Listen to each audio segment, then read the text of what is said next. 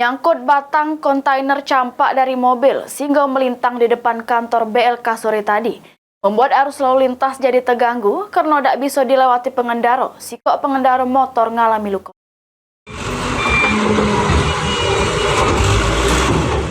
Kontainer tercampak dari mobil sehingga melintang di tengah jalan pada Selasa sore tadi.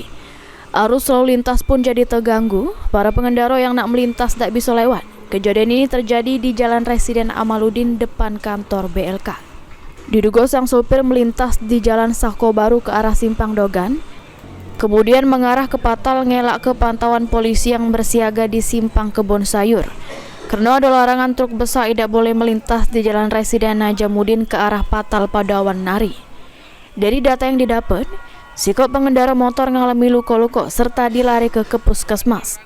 Polisi menyebut penyebabnya karena kontainer tersebut nyangkut batang, sehingga oleng sampai kontainer tercampak ke jalan. Kepolisian langsung membuat pengalihan arus untuk mengurai kemacetan.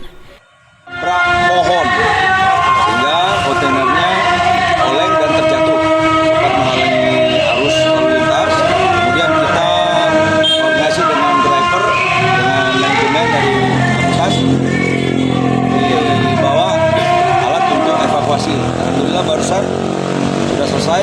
Saat ini arus lalu lintas sudah lancar. Kontainer akhirnya bisa dievakuasi sesudah forklift didatang ke lokasi kejadian. Kejadian ini selanjutnya ditangani Salantas Polrestabes Palembang.